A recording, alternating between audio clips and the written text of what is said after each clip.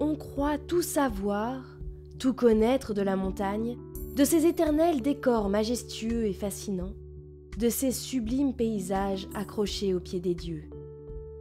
Mais, depuis quelques années, la montagne change et évolue. Elle n'est pas seulement synonyme de pistes de ski, de chemins de randonnée, de sommets à escalader. Il est aujourd'hui des femmes et des hommes qui redessinent, repensent, réinventent la montagne, mariant tradition et innovation, terroir et modernité, authenticité et originalité. Un nouvel état d'esprit souffle sur la montagne, un nouvel art de vivre la montagne. Comment des architectes, des designers, mais aussi des corps de métier à l'activité centenaire, collaborent et réhabilitent des lieux chargés d'histoire avec une réelle volonté de préserver l'authenticité des lieux et la nature qui les accueille?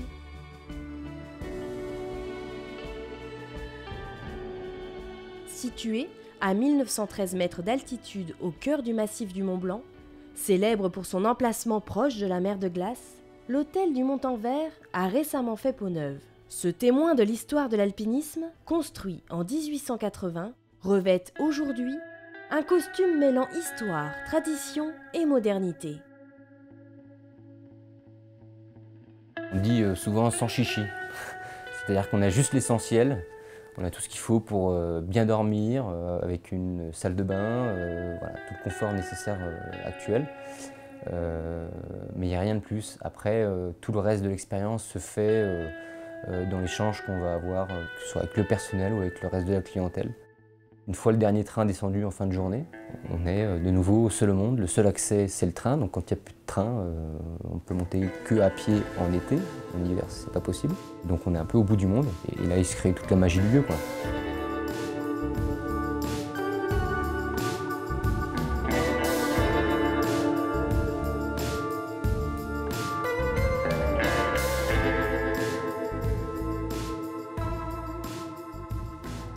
C'est une très vieille bâtisse qui a bientôt 140 ans, qui date de 1880.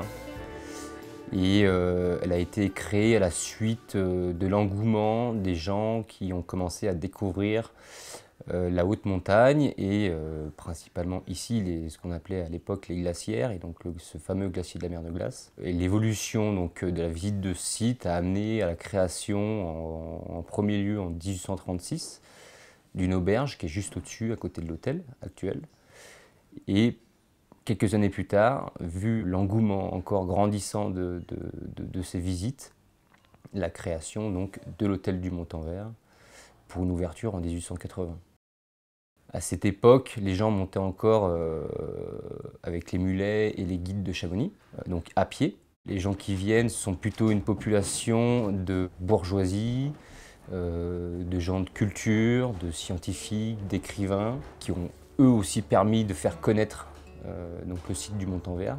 Et ça a évolué bien sûr avec des gens de montagne, donc les guides de Chamonix qui emmenaient leurs propres clients pour faire des courses en montagne.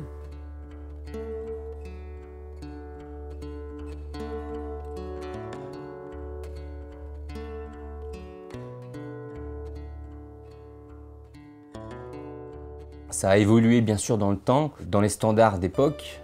C'était un hôtel assez luxueux, d'un assez haut standing, comme on pouvait en avoir en bas dans Chamonix. On avait des chambres individuelles. Pour le début du XXe siècle, c'était déjà les standards du luxe, avec un point d'eau dans chaque chambre. Bien sûr, avec les évolutions du temps et les standards de l'hôtellerie ont évolué. Et il a fallu qu'à un moment donné, on se mette à jour dans l'attente des clients. Et surtout pour faire revenir cette clientèle hébergée sur le site, et d'où cette rénovation très récente. C'est une famille d'hôteliers restaurateurs de Megève qui s'appelle la famille Sibuet, qui a eu ce projet de faire cette mise à jour de l'hôtel du Montanvert. On a fait une réouverture au 1er juillet 2017, 10 mois de chantier en plein hiver pour refaire toutes les chambres et les espaces communs avec un cahier des charges très strict parce que c'était très important de conserver vraiment le côté historique de ce bâtiment, de conserver son âme. Ça passait bien sûr par la conservation de tous les matériaux d'époque. Ça nous donne un hôtel avec un fond d'âme très important. On ressent l'histoire où qu'on passe ici. Et par contre, on a tous les éléments du confort moderne qu'on peut attendre sur un hôtel.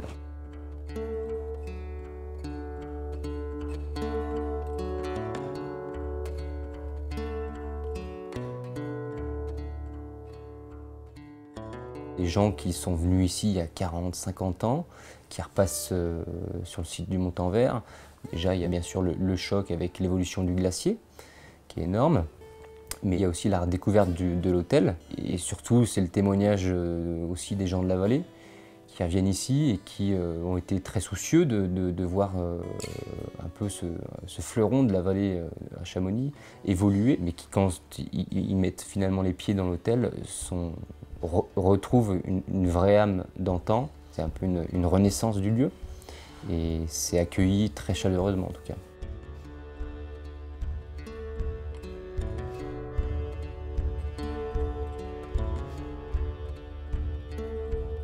Afin de conserver l'histoire d'un lieu, les architectes et autres décorateurs d'intérieur ont régulièrement recours à des savoir-faire ancestraux.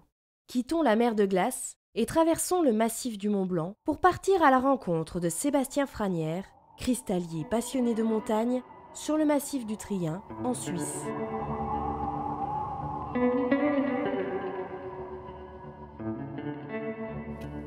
Les premiers cristaux, il y en a quelques-uns qui sont détachés, tu les mets dans ta poche. Puis tu trouves quand même ça super joli, puis pourquoi pas en trouver des plus gros, des plus beaux, et puis comme ça. Et ouais, on devient addict. C'est vraiment une drogue. Aujourd'hui, on se trouve dans le massif du Mont-Blanc, mais versant suisse, du côté de Trien. On va aller essayer de chercher des minéraux, principalement des quartz. On peut aller dans le monde entier, partout il y aura des cailloux, mais non, c'est vraiment les minéraux d'ici qui me plaisent.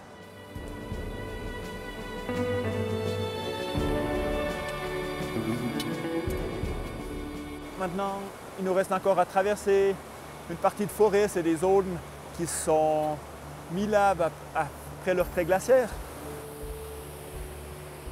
Après, il va falloir traverser ce torrent, ça c'est un petit passage un peu critique. On va sauter sur les cailloux, espérer que ça ne glisse pas trop.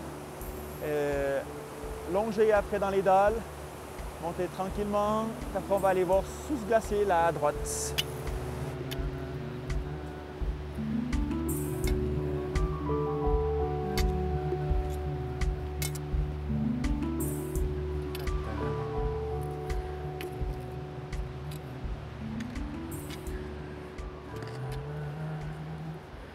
J'ai commencé la montagne, la haute montagne vers les 15 ans. Et c'est là que j'ai commencé à trouver mes premiers cailloux. Maintenant, je suis guide de montagne depuis 20 ans. Donc, ça aide aussi pour la recherche des minéraux. Après, j'ai jamais voulu vivre du métier de cristallier. Parce que pour moi, ce n'est pas un métier, c'est vraiment une passion à côté. Ah, là, il y a une toute petite couche. On a le banc de quartz. On voit que ça part un tout petit peu au fond. On va regarder s'il y a d'autres minéraux. Donc j'essaie déjà de sortir un petit peu le chenille avec la petite tringle. On va ouvrir un petit peu plus avec le burin puis la massette. C'est de l'os là.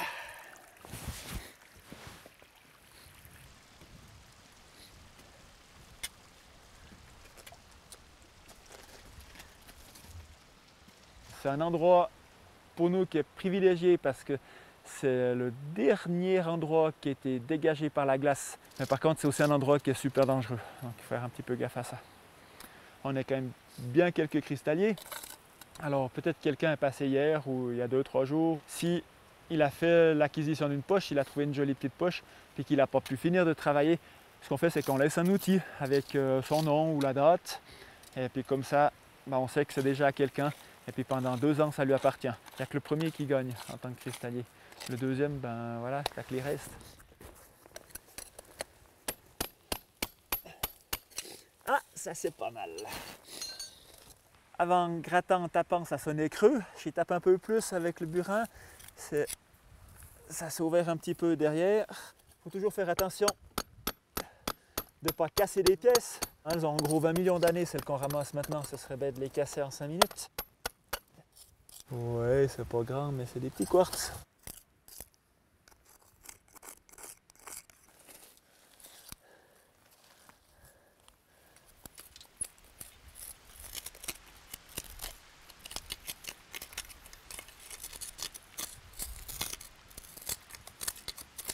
Première petite pointe qu'on sort de la journée. On va pas faire les trop difficiles. Un cristallier, c'est un cueilleur de cristaux. On va l'appeler comme ça. On va en montagne, on ouvre certaines fissures, les cristaux sont plus ou moins mûrs, on fait vraiment que de les cueillir. Le cristal, si on prend le quartz, qui est peut-être le plus connu, c'est de la silice et de l'oxygène, mais il faut qu'il ait eu une bonne température, qu'il ait eu de la place pour qu'il puisse grandir et puis former justement cette pyramide qui ressemble un petit peu à un crayon carandache. Mais difficile de savoir s'il faut 1 année, 10 ans, 1 siècle ou 1000 ans. Ouais. Après, il y a des fois des générations qui reviennent par-dessus d'autres quartz. Donc on a une première cristallisation qui se fait, le liquide s'en va, ça remonte, une deuxième cristallisation par-dessus, et puis ça peut former justement, on voit des fantômes, la première pointe à l'intérieur de l'autre, ainsi de suite, ou des sceptres, une sorte d'enveloppe par-dessus la pointe. C'est super joli.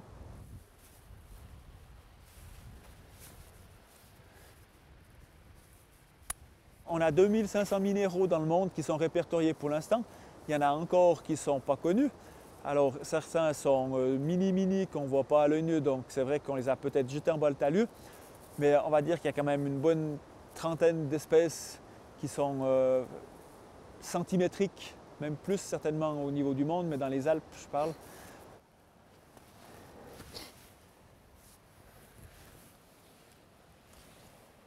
Faire un petit peu attention, un petit peu beaucoup des fois même. On a quand même des zones qui se fragmentent, c'est des gros blocs de glace qui peuvent partir et ça part, on ne sait pas quand. On va faire les fonds de glaciers ou les moraines, les rimées, pardon, pas les moraines. Donc c'est le décrochement qu'on a avec la face et puis le glacier. Ça c'est aussi des zones qui sont intéressantes. Après on grimpe dans les faces parce que là il y a moins de monde aussi.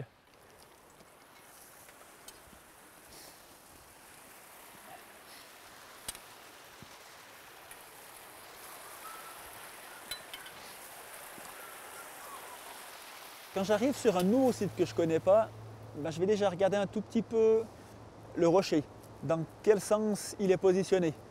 Les fours, les veines de quartz qui sont productives ou dans lesquelles on aura des cristaux sont toujours perpendiculaires au clivage du rocher. Ça c'est la première chose. Et si c'est une zone qui est déjà connue des cristalliers, je vais regarder un petit peu les vieux fours, comment ils sont faits. Un four, c'est la fissure qui va s'écarter, dans laquelle il y aura assez de place pour que les cristaux puissent grandir. Alors quand on arrive sur un nouveau four, c'est un bon coup d'adrénaline en principe. Parce que souvent on ne voit pas ce qu'il y a à l'intérieur.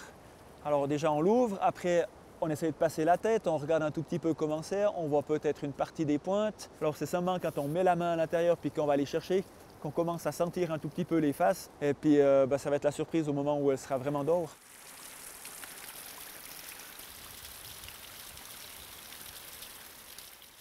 Ah, la qualité elle est belle, c'est dommage que c'est pas bien cristallisé. Oui.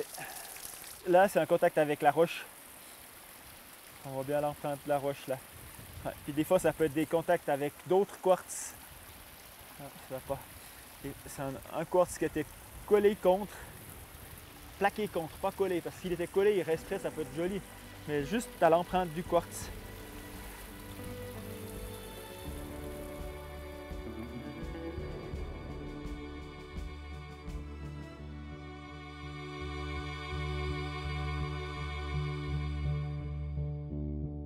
Le marché des cristaux est une vraie source d'inspiration pour les décorateurs d'intérieur. Ils sont le symbole d'une histoire. Dans le monde de l'hôtellerie, l'impact du choix de la décoration est réel. Au cœur de la ville de Chamonix, Emmanuel Delage et Martin de Victor partagent leur expérience.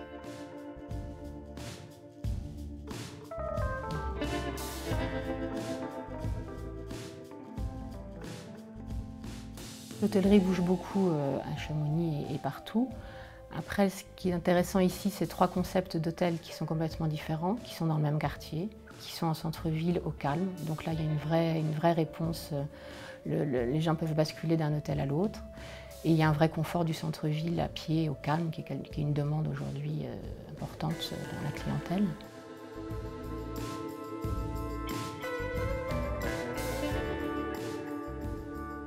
On a l'hôtellerie traditionnelle qui est très professionnalisée, c'est un des plus vieux métiers du monde. Et d'un autre côté, il y a un nouveau modèle qui se développe de l'hôtellerie participative, on va dire des hébergements type Airbnb, où il y a une expérience d'un vécu, où on partage une expérience client.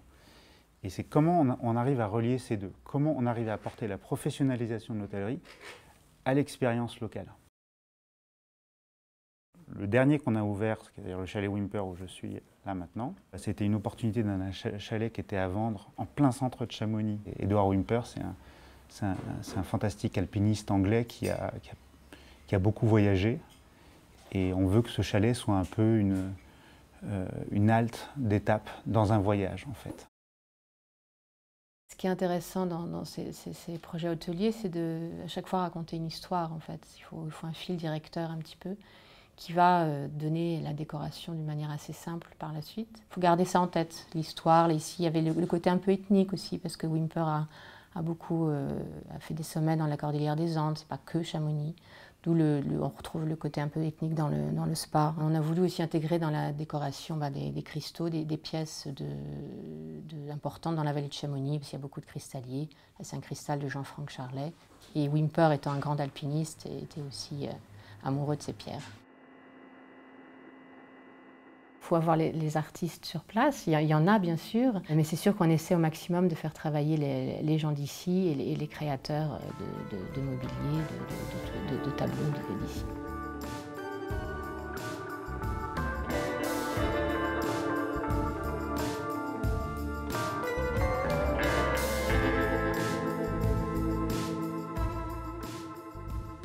Il existe une ligne directrice dans les choix décoratifs d'un lieu. Ils peuvent être multiples.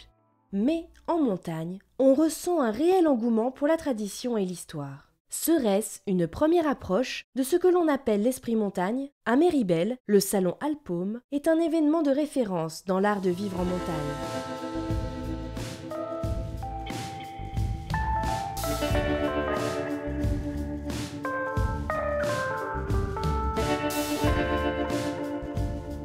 L'idée, c'était de créer des objets. Et on est dans un quartier à Lyon plutôt manufacturé, où d'un coup on s'est croisé avec des menuisiers ébénistes, des designers, et on a créé Vendredi pour faire des objets, travailler sur le bois parce que c'est notre matériau de prédilection. L'idée directrice, on aime bien se raconter des histoires et souvent on prend un peu un prétexte qui est tiré d'un conte ou d'un personnage sur lequel on va s'appuyer pour créer des objets. Il y a un peu une inspiration aussi d'un monde naturel où on aime bien croiser un peu toutes ces idées.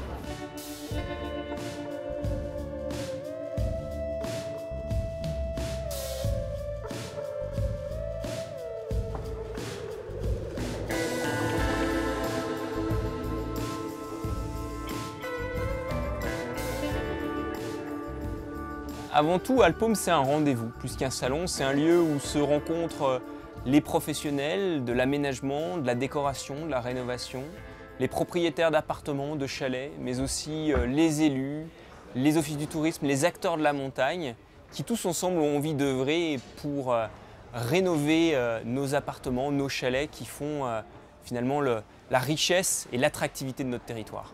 Il y a des ressources improbables, il y a des sources d'inspiration improbables. On a monté tout un tas de conférences au fil des années qui sont là pour témoigner de toute cette créativité, cette ingéniosité, cette effervescence qu'on a en montagne. Il n'y a pas de code en montagne, il n'y a pas un carcan qui nous oblige à aller à un endroit ou à un autre. Il peut y avoir des gestes architecturaux, des gestes décoratifs très forts, très marqués, qui doivent respecter malgré tout une histoire, des valeurs, mais qui laissent une grande place à l'ingéniosité et à la créativité. La montagne donne un cadre qui est quand même assez fort. On est sur des clientèles qui sont aussi très exigeantes quand elles viennent en montagne, donc elles cherchent à retrouver quelque chose de cohérent, quelque chose qui renvoie à l'imaginaire collectif de la montagne. Et ça crée une certaine forme de guide pour les designers, les décorateurs et les particuliers qui vont pouvoir, qui ne feront pas n'importe quoi.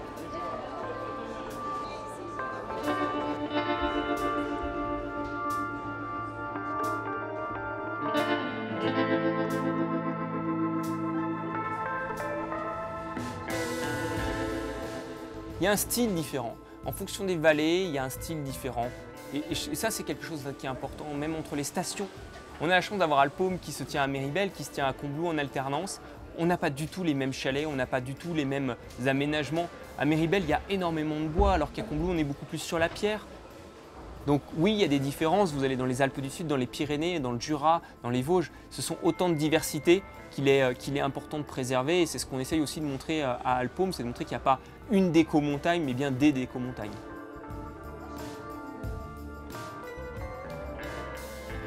Chaque vallée alpine met à l'honneur un matériau différent. À Combloux, c'est la pierre qui est à l'honneur, plus exactement le granit du Mont Blanc. Cette roche, laissée dans la vallée suite au retrait du glacier, sert aujourd'hui de matière première pour les tailleurs de pierre. Là aussi, modernité, tendance et tradition sont source de création. En fait, sa robustesse, qui était appréciée à l'extérieur, elle est maintenant appréciée à l'intérieur parce que ça rappelle les anciennes fermes qu'on voyait avant, ça rappelle l'authentique de cette matière, quoi.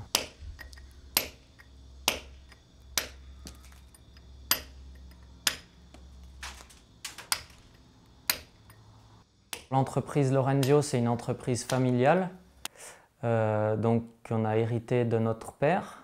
Actuellement, il y a mon frère Bruno et moi qui sommes à la tête de cette société. Et on extrait le granit du Mont Blanc, c'est notre fonction principale. Ça remonte au grand-père et encore l'oncle de notre grand-père qui travaillait la pierre en tant qu'ouvrier au départ. Le granit du Mont Blanc, il a des propriétés intrinsèques de dureté très intéressantes.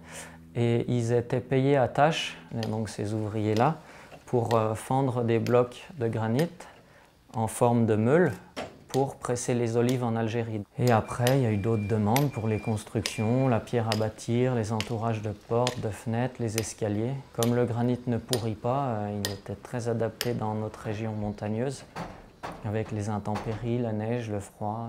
Et de plus en plus, on utilise ces matériaux authentiques, nobles, qu'on utilisait dehors. On les met à l'intérieur des maisons pour rappeler le caractère authentique de cette pierre.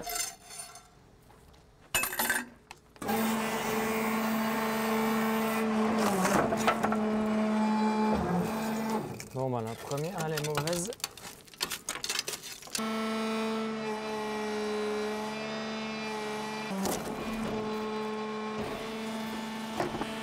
Donc l'origine de cette pierre, c'est le granit du Mont Blanc. En fait, elle vient de notre carrière à Combloux. C'est des morceaux de Mont Blanc qui ont roulé jusqu'à notre carrière avec les glaciers. En fait, le glacier, avant, il allait jusqu'à Lyon, en passant par Genève. Et dans ce virage de Combloux-Cordon, il y a eu pas mal de dépôts de blocs erratiques, donc qui n'ont pas fondu quand le glacier a reculé, qui sont restés sur place. Et c'est ces blocs erratiques, donc ça vient du mot errant, parce qu'ils sont errants, ils sont détachés du Mont Blanc. C'est ces blocs erratiques qu'on va extraire de la terre, amener en atelier et les couper comme on vient de faire ici. Donc on fait des tranches.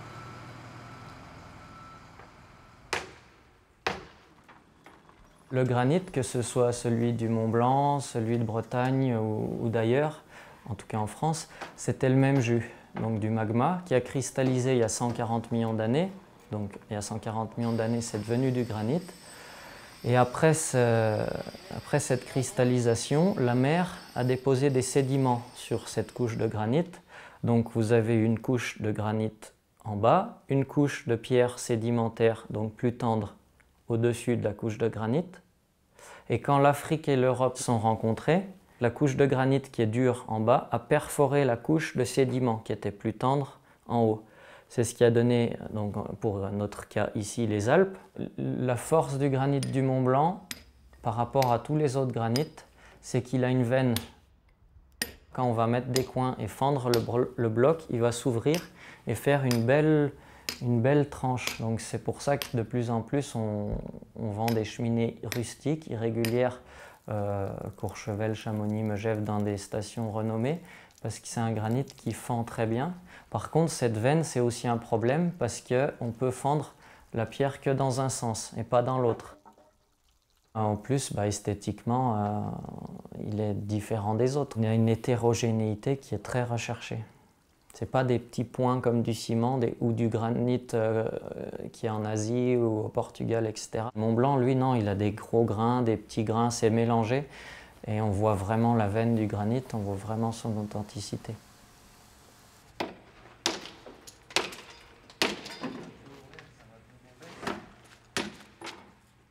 Nous, c'est notre force, c'est le trancher au coin et à la masse. Maintenant, c'est plus difficile à entretenir. Alors les gens n'aimeraient pas du poli brillant à l'intérieur puisque c'est pas le style ici. Donc on va trouver des intermédiaires. Donc plutôt que vraiment fendre une pierre au coin et à la masse et que ce soit très irrégulier et un peu plus difficile à nettoyer, au contraire, on va lui donner une finition intermédiaire. Pas trop lisse non plus, pas trop rugueuse. Et c'est pour ça qu'on a recours au flammage, c'est de chauffer la pierre à 2300 degrés. Une pierre qui a été d'abord sciée à la machine. Donc sciée à la machine, c'est un peu trop lisse, ça ne plaît pas tellement. Et ça va faire éclater le dessus de la pierre. Donc les cristaux les plus durs vont éclater un peu plus, les plus mous un peu moins. Donc il y aura un petit relief, mais ça restera facile à nettoyer. Ça prend très jeune déjà parce que le coup de marteau, c'est à 40 ans ou 30 ou 40 ans, c'est trop tard pour le maîtriser. Donc depuis des années, on est avec notre père et c'est lui qui nous a transmis ce savoir que lui-même avait appris de son grand-père. Après, il n'y a pas seulement le geste du marteau-burin, il y a aussi techniquement trouver l'orientation du granit, comment aligner les cristaux et savoir dans quel sens la pierre fendra le mieux. Pour le granit et en particulier le granit du Mont Blanc, il n'y a pas d'école. Si nous on arrête, peu de monde sauront le fendre, si ce n'est personne.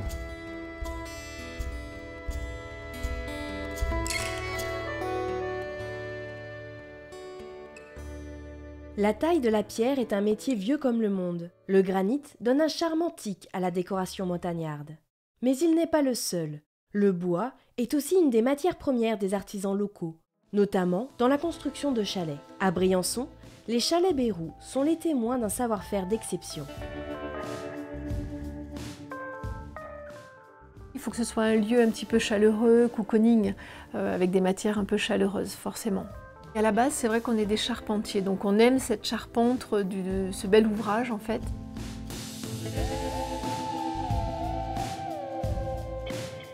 Les Chalets Bérou, c'est une entreprise qui a plus de 100 ans aujourd'hui, qui historiquement est constituée principalement de compagnons du Tour. Elle a 3 corps de métier qui sont intégrés, les charpentiers, les menuisiers et les couvreurs.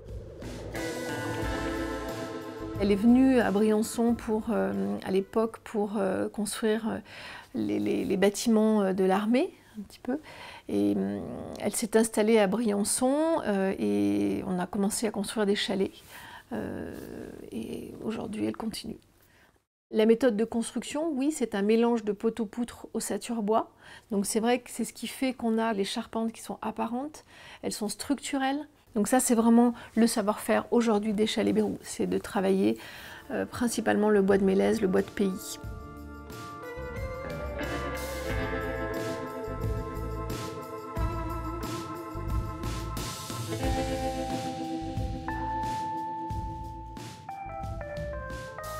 On va s'inspirer de l'architecture locale, bien évidemment. Et puis, les règles d'urbanisme nous imposent aussi ça, souvent. Respecter l'histoire et l'architecture du pays.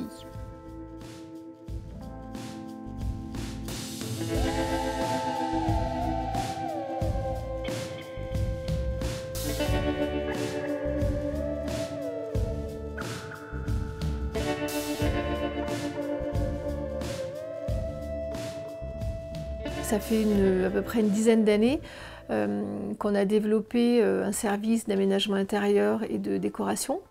On a toute une partie choix des matériaux et décoration.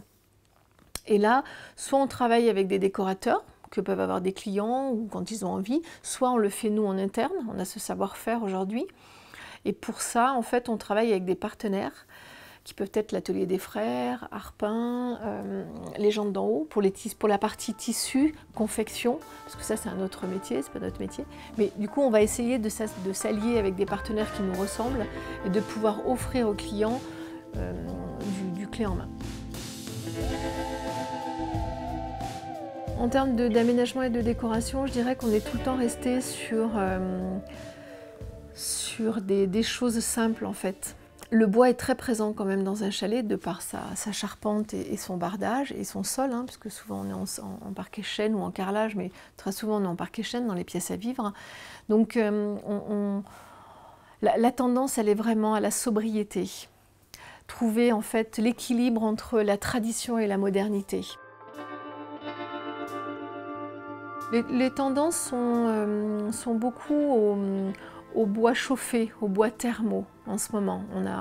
Il y a une vraie tendance là-dessus, que ce soit le mélèze ou l'épicéa. Il est thermo, il est chauffé. Ça lui donne une teinte un petit peu plus miel, un petit peu plus foncée. Cette teinte, elle va être uniforme partout. Et surtout, elle va rester toujours la même. Et aussi et encore et toujours le vieux bois. C'est des choses qui restent chic. Le vieux bois reste quelque chose, une matière très, très belle, très très jolie. Le vrai vieux bois, c'est très joli.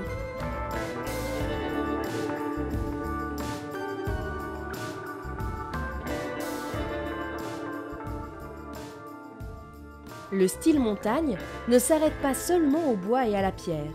Il est partout, dans chacun des choix de décoration et de création. À la Grave, il existe bien plus qu'un style. C'est un état d'esprit, une richesse émanant des traditions et de la transmission des savoirs, mais en accord parfait avec la modernité. Les gens d'en haut, pour moi, c'est une entreprise de la Grave. Son existence même est liée au fait que j'habite ici. Je m'amuse souvent à dire que je suis au sommet du marché, non pas parce que j'ai les meilleurs produits, mais juste parce que je suis à 1800 mètres. Et voilà, et je ne crois pas qu'il y ait quelqu'un qui soit au-dessus de moi aujourd'hui. C'est vraiment par hasard. En fait, moi, je suis effectivement au Savoyard d'origine, dans une famille d'agriculteurs. Très jeune, je suis parti et j'ai rencontré des gens qui faisaient ce métier de fabriquer des tissus. Je suis rentré un peu dans leur monde, j'ai appris à faire ce qu'ils faisaient et puis de fil en aiguille, c'est arrivé comme ça. Pourquoi je le fais à la Grave? C'est 20 ans à travailler dans des grandes entreprises. Le système général fait que j'ai l'overdose, j'en ai assez, j'ai envie de changer de vie et puis surtout j'ai envie de revenir en montagne puisque ma dernière expérience de salarié c'est à Lyon et comme ma vie d'alpiniste m'avait amené beaucoup ici à la Grave, j'ai décidé de m'y installer. Sauf qu'à la Grave il faut bien faire quelque chose donc je me suis dit je sais faire du tissu, je vais faire ça à la Grave. Voilà.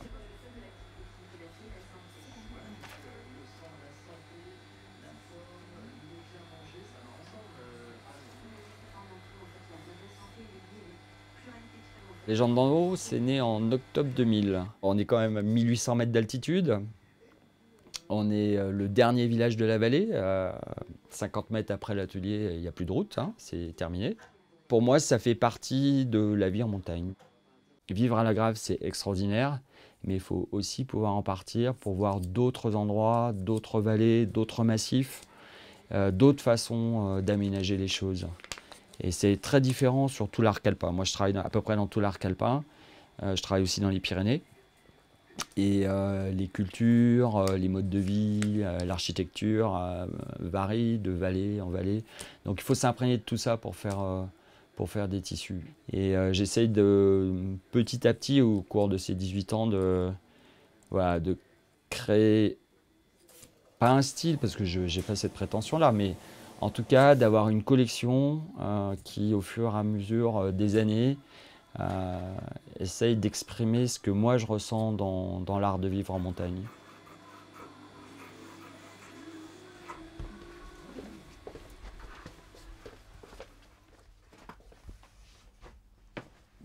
La dernière collection qui est sortie là, et, fin d'été, début d'automne, les deux tissus très importants, c'est ces deux-là. Donc c'était un voyage d'une cime à l'autre avec des dessins un peu particuliers. Un dessin cachemire, donc origine indienne de l'Himalaya, retraité en dessin à la craie.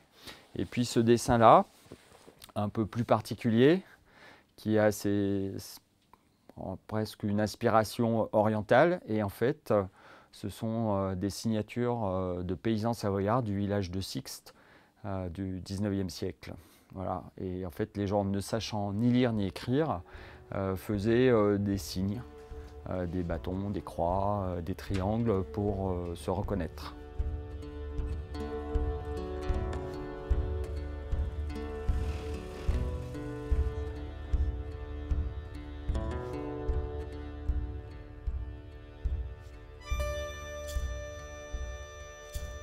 Nous, on s'est positionné sur un marché de professionnels. À 95% aujourd'hui, je fais de l'aménagement de chalets, d'appartements, de résidences hôtelières, d'hôtels dans les Alpes.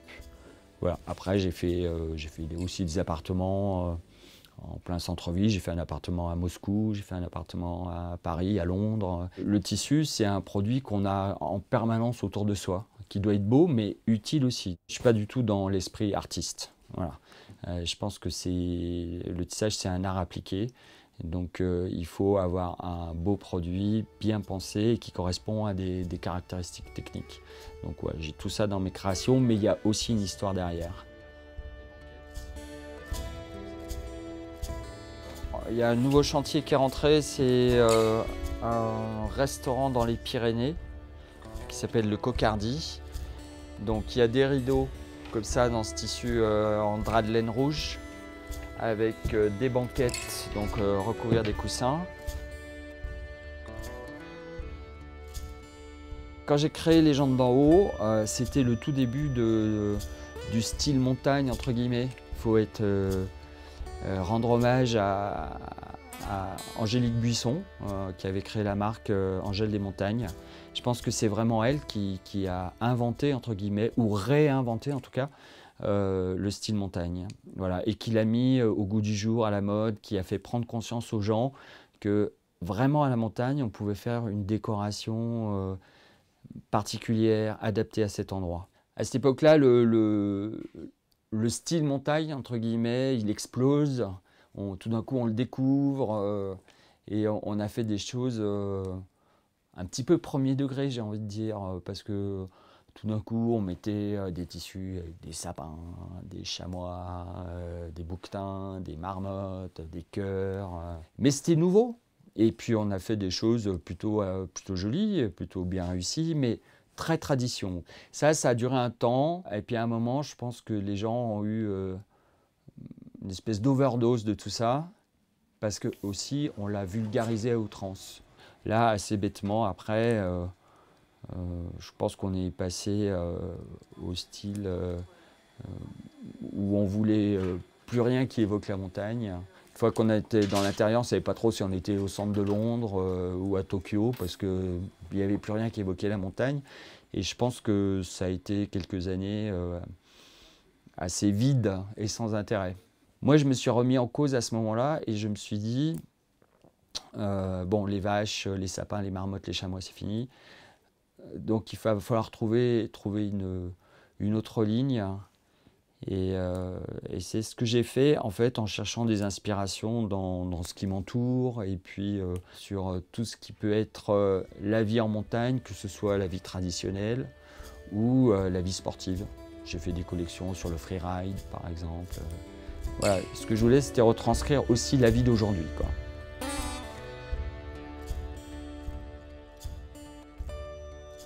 Alors là, pour montrer une inspiration différente, c'est une nappe. On a essayé de reproduire en fait une carte géographique du massif de l'Oisans à la manière des cartes peintes au XVIIIe siècle.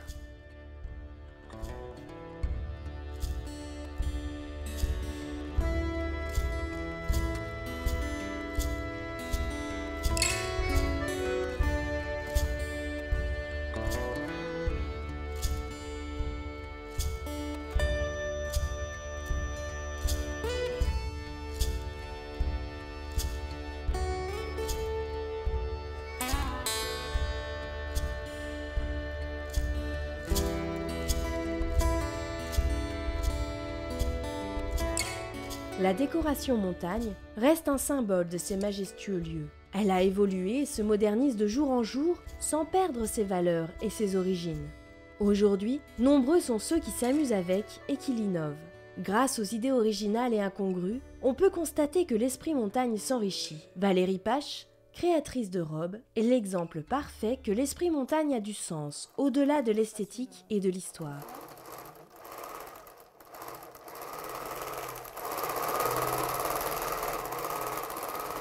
En fait, pour qu'elle gonfle, il faut que tu baisses les bras. Il faut juste que tu sois à l'horizontale, mais pas plus haut que ta tête. L'imaginaire, en fait, avec ces robes volantes, permet, on va dire, à d'autres personnes aussi de s'amuser, comme moi, de faire marcher leur imaginaire. Le chemin de pensée sur une création, c'est la couleur en général, la couleur de la voile. Après, tout se met en œuvre. Elles ont vraiment des qualités qu'il faut mettre en valeur. Elles sont légères, elles sont fluides, elles amènent vraiment de la beauté. Et puis il faut recycler, de toute façon, c'est important. J'aimerais aussi associer d'autres matières, d'autres artisanats. Très simplement, un jour un ami m'a demandé si je voulais pas des voiles de parapente, parce qu'en fait il savait plus quoi en faire, il vendait son école. Et par défi, je me suis dit, bah oui, tiens, peut-être je pourrais faire quelque chose avec ces voiles.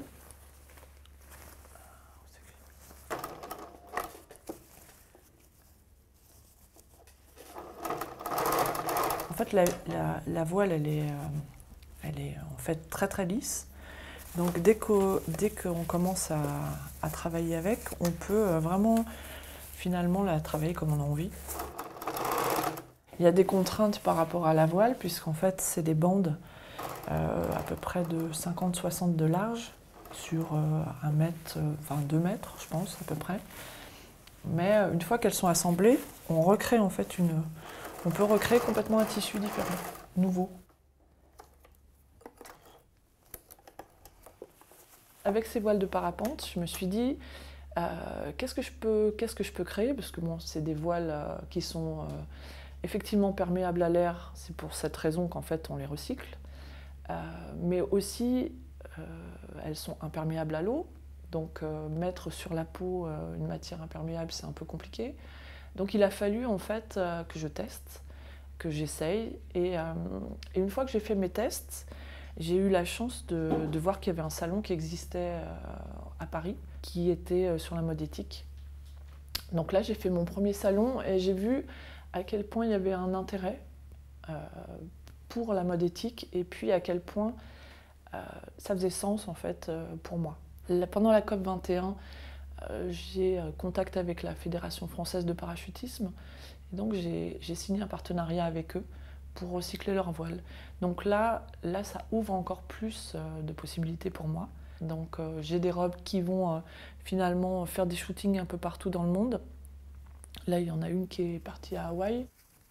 Ces robes ouvrent vraiment une voie nouvelle, puisque finalement personne n'en a jamais créé comme ça. Et elles partent dans tous les sens, donc c'est très intéressant de continuer cette aventure. Alors attends, essaye d'aller là-bas. Alors viens voir juste, je veux voir comment ça vole. Ah oui, c'est parfait.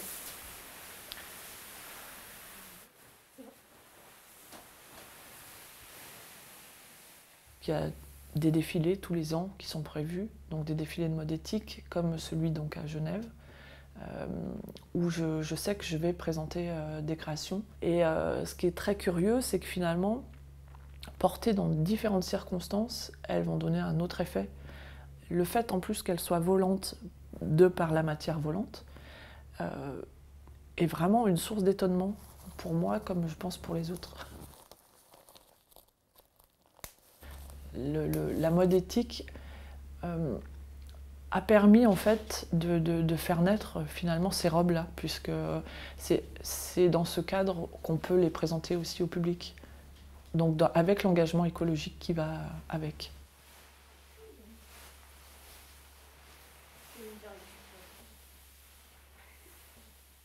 Mes dernières rencontres ont été très très riches en matière, on va dire, d'enseignement, parce que déjà c'était très très inattendu. J'ai rencontré des chefs amazoniens, de chefs de tribus, avec qui j'ai eu vraiment on va dire une connexion forte, et qui m'ont permis en fait d'aller encore plus loin dans ma création. J'aimerais vraiment qu'on puisse partager, on va dire, l'artisanat, leur artisanat et le mien, pour montrer à quel point, je dirais, l'humain est créatif. Parce qu'au fin fond de l'Amazonie, finalement, on s'aperçoit que les femmes créent aussi, et créent sur le même principe que moi, ici en Europe, à Chamonix. D'ailleurs, ils adorent Chamonix. Enfin, ces montagnes, en fait, les touchent aussi. Et je pense que ces hauts lieux, il y en a partout, parce que la terre est superbe, mais c'est vrai que un glacier, par exemple, ou la forêt amazonienne ont un vrai lien, parce que c'est très puissant. C'est quelque chose qu'on ne contrôle pas, qu'on ne maîtrise pas, et qui nous donne, en fait, qui nous donne, je pense, de la force. Je vais retrouver ma pression.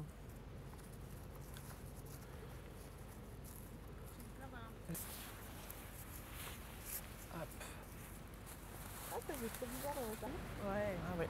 Elle est super légère. Hein. Ouais. Pourtant, c'est la même toile. Hein. C'est la même toile, C'est ouais. une toile de parachute. Non, c'est la même chose. En fait, je ne l'ai pas travaillé de la même façon. Ah, là, je l'ai travaillé par le bas. Ouais. Et là, j'ai travaillé en fait au sommet des épaules. Ce qui fait qu'en fait, elle vole toute seule depuis, tu vois, regarde. C'est vrai l'architecture. qu'on voit vraiment qu'il y a une espèce de... Ouais, ça fait depuis les épaules. Tout à fait. Et ça, c'est intéressant parce que ça fait vraiment des capes qui s'envolent.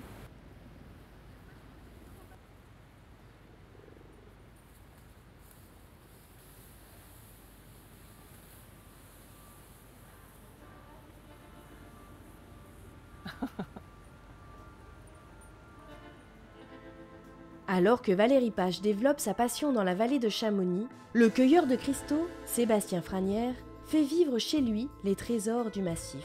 Il met en lumière ces cristaux et partage sa philosophie de l'esprit montagne.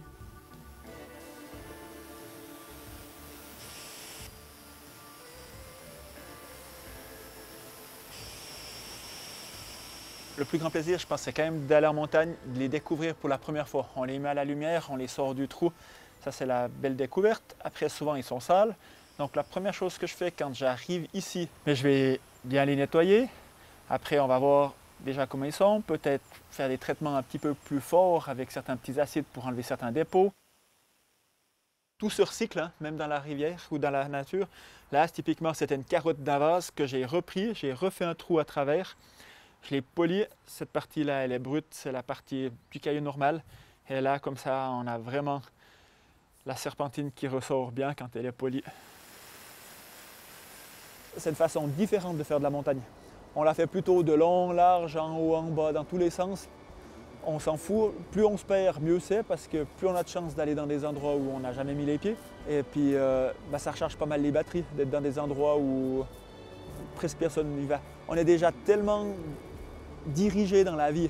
Et la seule place où on n'a pas de loi, je pense que c'est en tant que cristallier, on fait ce qu'on veut. Et puis ça fait vraiment du bien. C'est difficile des fois de dire pourquoi on aime. Et puis est-ce qu'il faut vraiment avoir une raison pour aimer? Je ne suis pas sûr. Des fois c'est comme ça, puis il ne faut pas chercher plus loin.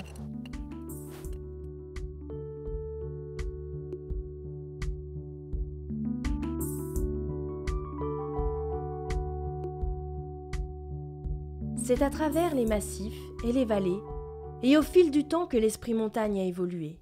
La tradition, l'histoire et l'authenticité animent et pour toujours les vallées montagnardes. Mais les femmes et les hommes qui y vivent et qui l'aiment ont l'art de développer la modernité, l'innovation et l'originalité en harmonie avec ces valeurs.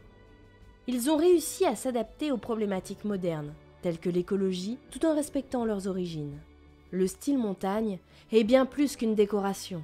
C'est un esprit, un souffle, des odeurs. Il faut le vivre pour le comprendre, le ressentir et être transporté à travers le temps. Alors une dernière question se pose.